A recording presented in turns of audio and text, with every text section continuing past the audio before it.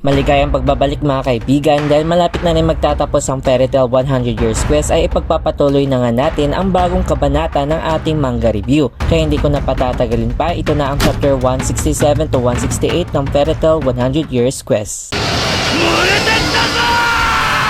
Sa nakarang chapter ay nabigla nga itong si Lucy sa agad na pagdating ni Brandish habang tinadyakan nga itong si Caramel. Kaya naman sa galit nga ni Caramel ay naghanda nga siya na umatake kay Brandish. Subalit bago pa man ito matamaan si Brandish ay unti-unti naman gumagalaw itong tubig sa ilalim. Sa pagsambit nga ni Brandish ng kanyang kapangyarihan na ang kumanti, kaya naman bigla naging higanti nga itong mga corals na ang siyang dahilan upang mablock nga ang atake ni Caramel. Habang nagulat nga si Lucy sa bigla ang pagdepensa ni Brandish ay mabilis naman itong umatake kay Caramel at isang higante at mahigpit na suntok nga ang ibinigay nito kay Caramel na dahilan nga nitong napatapon sa taas nitong dagat. Pagkatapos nga ng eksena ay nagpasalamat naman si Lucy kay Brandish, subalit isang matinis na titig lamang ang ginawa niya kay Lucy. At hanggang sa nagtanong nga ito kung si Lucy nga ba ang dahilan kung bakit nagkapalit nga raw sila ng katawan noon. Sagot naman ni Lucy na hindi nga dahil kapangyarihan nga raw iyon ng kalaban. Wika naman ni Brandish na nasisiyahan naman daw siya sa naging nangyari. Tanong naman bigla ni Lucy kung bakit naparito nga muli si Brandish. Tanong naman ito na hindi nga ba raw nararamdaman ni Lucy. Subalit bago pa man ito ipinaintindi ni Brandish kay Lucy ay nagulat naman silang dalawa nang bigla nga may gumuguho pa sa ilalim pa nitong dagat at hanggang sa nakita nga nila ang isang higanteng lakrima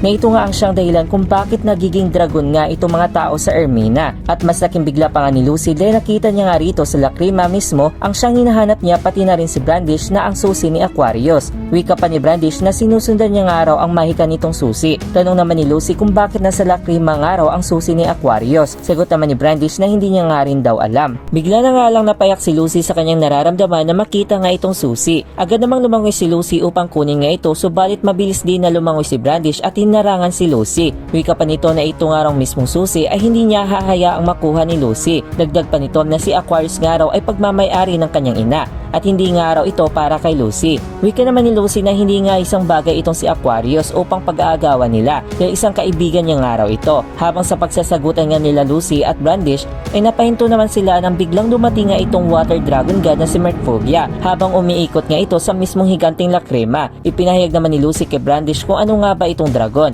dahil parang wala nga itong alam. Tanong naman uli ni Brandish kung nasaan nga ba raw itong kasama palagi ni Lucy na may kulay pink ang buhok at isang pusa na iyon nga ay sila Natsu at Happy. Sagot naman ni Lucy na may mission nga rin daw ito. Wika naman uli ni Brandish na hindi nga rin daw tatalab ang kanyang kapangyarihan tulad nitong dragon. Sabi naman ni Lucy na dapat nga raw mapakalma nila itong dragon upang wawasakin nga nila itong lakrima. Wika naman ni Brandish na napakahirap daw ng kanilang sitwasyon, subalit dalawa naman daw sila. Kaya naman naganda na nga si Lucy sa kanyang mahika at wika pa nito na kukunin niya nga raw ang atensyon nitong water dragon god habang si Brandish na nga raw ang bahala upang basagin nga itong higanteng lakrima. Pahayag naman ni Brandish na baka itatakbo niya nga rin daw ang susi ng Aquarius pagkatapos nga niyang wasakin ang lakrima. Hindi naman nababahala si Lucy sa sinabi ni Brandish dahil wika pa nito na hindi naman daw ganyang tao itong si Brandish. Palingon naman bigla si Brandish sa naging sagot nga ni Lucy. Kaya naman binuhos na nga ni Lucy ang kanyang mahika dito sa umaataking dragon. Habang nasa gitna nga ng depensa si Lucy ay sigaw naman niya kay Merfolvia na ito nga raw ay nagdesisyon na mamuhay kasama ang mga taong nasasakupan nito. Subalit ang maayos na plano nga raw sana nito ay hinadlangan nga raw ito ng fire dragon god na si Ignia. Subalit sa lakas nga nitong water dragon god ay hindi na nga nakayanan ni Lucy at diretso na nga itong nahampas ng dragon at pumaibabaw nga silang dalawa nitong dagat.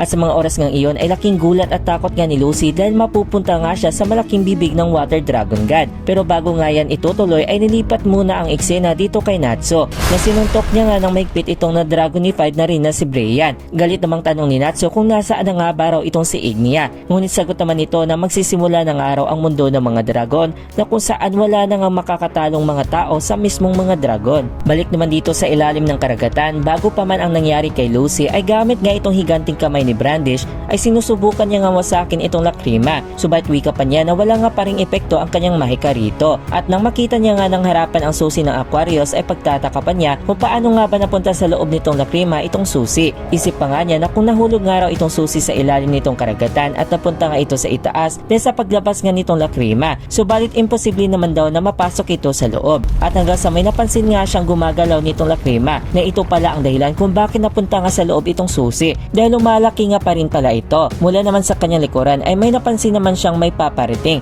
na ito pala ay mga na-dragonified na rin ng mga tao. Wika pa nitong tatlo na papatayin nga nila itong babae dahil isa nga itong kalaban ng water dragon god. Wika naman ni Brandish na sakit nga raw ito sa mga ulo dahil mga tao nga rin sana itong tatlo. Kaya naman ginamit ng muli ni Brandish ang kanyang kumanti na dahilan ito na pinaliit niya nga ang buong Ermina na parang bato na ngayon nga ay nasa kanyang kamay. Habang nasa ere pa rin sila Lucy at ang Water Dragon God. Natakot naman ang tatlong taong dragon sa nangyari sa kanila na wika naman ni Brandish na manahimik nga muna silang tatlo. At tanong pa nito kung paano nga ba wawasakin itong Lacrima. At napaisip na lamang siya na baka kailan nga raw niya ng isang Dragon Slayer magic. At dahil nga dyan ay naisip naman niya si God Serena. At hanggang sa may naisip ka nga siyang ideya. Habang nasakit na nga ng sitwasyong makakain na si Lucy sa isang dragon ay wala na nga siyang nagawa at hanggang sa nalaman na nga siya ng Water Dragon God. Subalit bigla naman nanlaki ang mga mata nitong dragon nang biglang nailuwal niya nga muli si Lucy. Dahil naging isang higante nga ito na alam naman natin nagawa nga ito ng mahika ni Brandish. Laking gulat naman ni Lucy sa nangyari sa kanya. Ika naman agad ni Brandish na gamitin nga raw ni Lucy itong ahas na ihampas nga raw ito sa Lacrima. Wika naman ni Lucy na isang dragon nga iyon at hindi isang ahas. Subalit ang kapangyarihan nga raw ng isang dragon ay kayang wasakin ang Lacrima na baka maapektuhan nga rin ang susi ng Aquarius. Subalit may naisip na nga si Lucy kung ano nga ang kanyang gagawin. At habang nais nga umatake ni Lucy sa isang dragon ay wika pa niya na kahit nasa ganitong kalaki ng araw siya ay wala pa rin siyang kalaban-laban sa Water Dragon God na si Mercphobia. Habang idinidepensa niya nga lamang ang kanyang sarili sa mga atake ng dragon. At hanggang sa nahawakan niya na nga mismo ang buntot nitong dragon habang isip pa niya na kailangan nga raw nilang wasakin ang Lacrima upang manumbalik nga sa normal ang lahat at mailigtas nga si Aquarius. Kaya wika pa niya na ayaw niya nga raw magpatalo sa laban na ito. Sabay na hinigpitan nga ni Lucy ang pagkahawak ng buntot ng dragon na gamit nga ang kanyang Taurus form ay napasigaw nga hinampas ng malakas ni Lucy ang Water Dragon God sa mismong higanting Lacrima na tuluyan nga itong nabasag at napatayhayang ng tuluyan ang Water Dragon God na dahilan na rin na bumalik na nga ito sa taong anyo na si Mercphobia. Nabigla naman sila Lucy at Brandish sa kanilang nakita. Nang medyo nagkamalay nga itong si Mercphobia ay napatanong naman siya kung ano nga ba ang kanyang nagawa. Sa pagwasak nga ng Lacrima ay bumalik na nga sa normal ang lahat, pati na rin si Caramel. Masaya naman si Lucy dahil nawasak na nga nila ang una sa 5 higanting Lacrima. Wika naman ni Mercphobia na parang nahihilo pa nga ito na hindi na naman daw niya nakontrol ang kanyang sarili. Wika naman ni Brandish na pwede na nga barang tigilan ito ni Mercphobia kasi nakakasakit nga lang daw ito ng ulo. Bigla naman ikinamusta ni Mercphobia ang buong tao sa lugar, pati na rin si Caramel. Subalit masaya namang nakita ni Mercphobia na naging ligtas naman ang lahat. At bago nga natapos ang kabanatang ito ay nagtinginan nga muna sila Lucy at Brandish sa mismong layunin na kanilang hinahangad na maangkin nga muli ang susi ng Aquarius. At dito na nga nagtatapos ang 2 kabanatang ito. At abangan sa susunod na kabanata mga kaibigan ay isang maapoy naman na bakbakan ang ating matutunghayan. Kaya give a like, comment at subscribe na rin para sa marami pang anime review content ang iyong aabangan. At hanggang sa susunod natin pagkikita mga kaibigan, paalam!